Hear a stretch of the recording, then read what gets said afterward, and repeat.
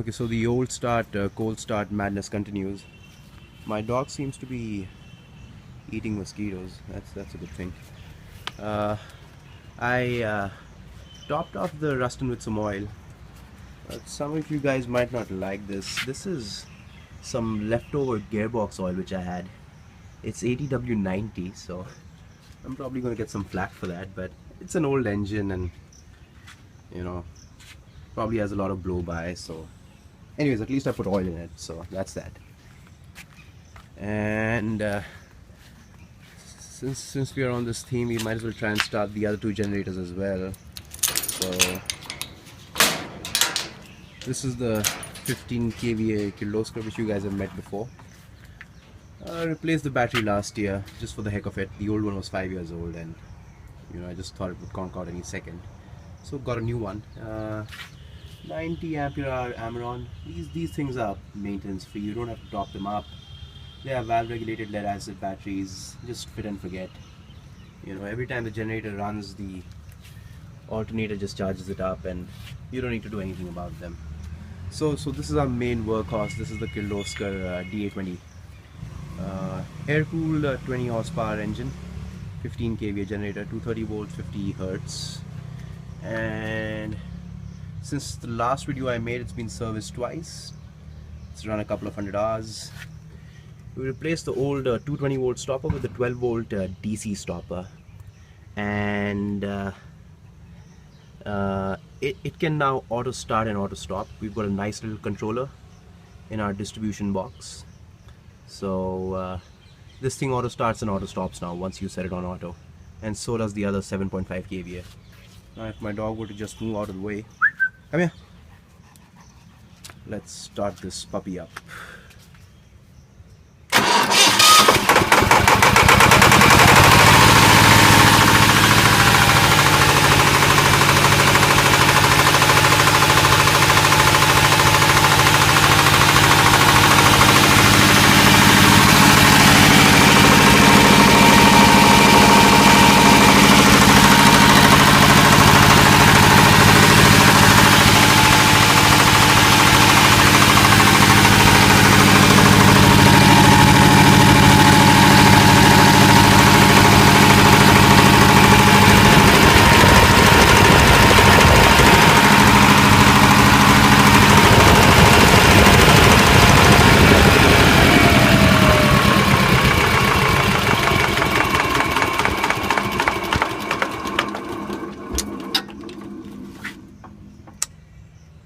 Yeah, you gotta leave the ignition key on so that when this thing auto starts, the alternator keeps charging. I had it off in the off position for a long time, and then it wouldn't start. So then I finally realized that you had to keep this thing on for it to charge, and this light would remain on. So I just disconnected the light so that the battery wouldn't discharge, because now we just leave this thing on. Same thing in the other generator.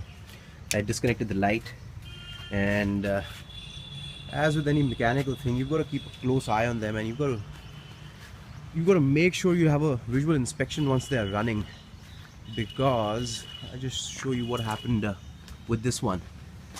And then again, while it was running, I checked up the battery with a multimeter, and it wasn't charging.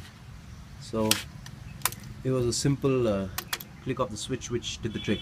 And secondly, I think the positive terminal of the ampere meter, which we never look at anyways, was grounding out with the body over here, because it was something like it was level flat with the surface. And so I just kind of raised it up a bit, and I'm going to put some insulation tape over there.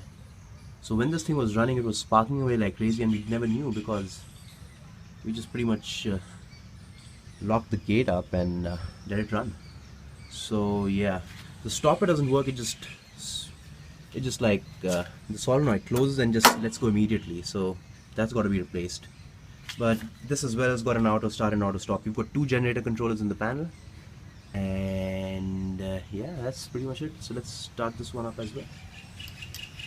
And just note, it's probably 6 AM in the morning, and this is the third generator I'm starting up. So the neighbors aren't going to be too pleased.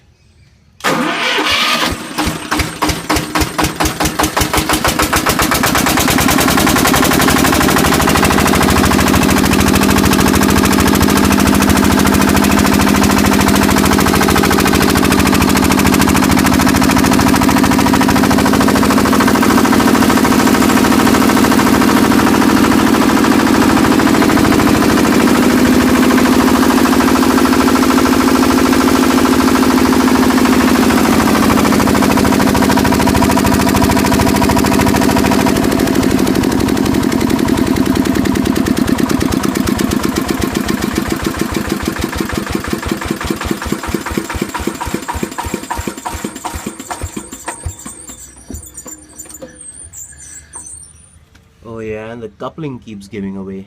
Oh, okay, not keeps giving away. This one's 5 years old, and this is the first time we replaced the coupling on this one a couple of days back. And on the other 15 kVA, it's probably been replaced 5 or 6 times over 6 years. That thing's over 6 years old now.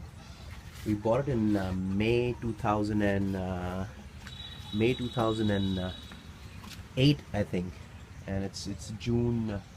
It's really going to be July now, July 2014. So yeah, that thing's 6 years old. This one's 5 years old. And yeah, thanks for watching. I'm pretty sure I've woken up all my neighbors. Till next time.